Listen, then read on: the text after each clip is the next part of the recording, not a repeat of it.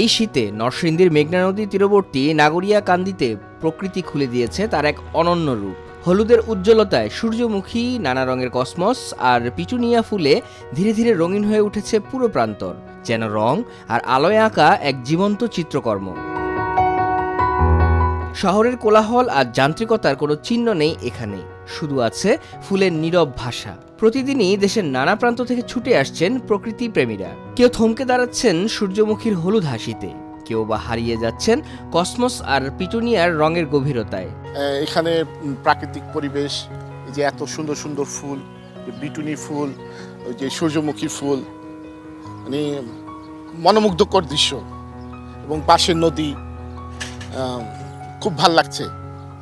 আর খুব সুন্দর পরিবেশ দেখে, মানে একদম আমরা মনোমুগ্ধকর, মানে পরাণ জুড়ে যাচ্ছে এরকম। এখানের প্রাকৃতিক সৌন্দর্য অনেক, ফুলের অনেক সৌন্দর্য, নদী আছে, তারপরে ব্রিজ আছে, এগুলো দেখানোর জন্য বাচ্চাদের আনন্দ দেওয়ার জন্য ওরা ফুলকে খুব ভালোবাসে, ফুল দেখানোর জন্য। এই তো অনেক ভালো এনজয় করছি। কসমস ফুল আছে, তারপরে যে সূর্যমুখী ফুল আছে, তাছাড়া এখানে ওই যে আপন একটা গার্ডেন আছে, হ্যাঁ, মানে এগুলা ফ্যামিলি নিয়ে ঘুরতে একটু ভালোই লাগতেছে এখানে।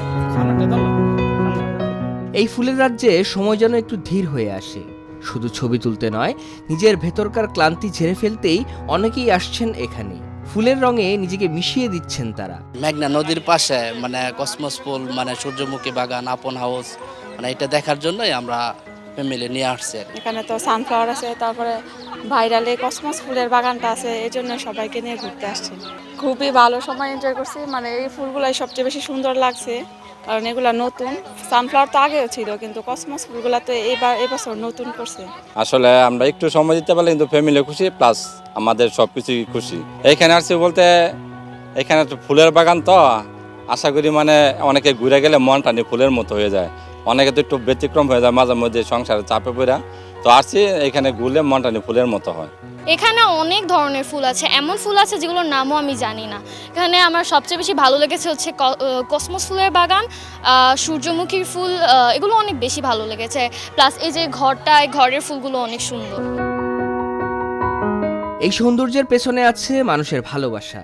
বাগান মালিক তৌহিদুল ইসলাম মাসুম বলেন, প্রকৃতির প্রতি দায়বদ্ধতা থেকেই প্রতি বছর এই আয়োজন।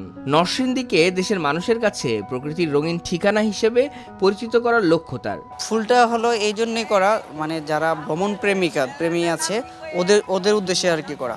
এক হলো আমাদের অত করি ফসল হিসেবে আমাদের যে সূর্যমুখী সেটা করি, প্লাস আমি দর্শনার্থীদের জন্য এটা করে থাকি। আমি মানে এক কাজে দুই কাজ হয়ে যায় আর কি। আমার দর্শনার্থীদের থেকেও আমি একটা ইনকাম করি, আর আমার এইখানে তেল বীজ দিয়ে থেকেও আমি একটা ইনকাম পাই আর কি। নরসিংদীতে এখন সারা বাংলাদেশ থেকে লোকজন আসতেছে, নরসিংদী মানে নতুন কিছু। নরসিংদীতে আমি এবার কসমসটা নিয়ে আসছি, যেটা নাকি বাংলাদেশে আর কোথাও নেই।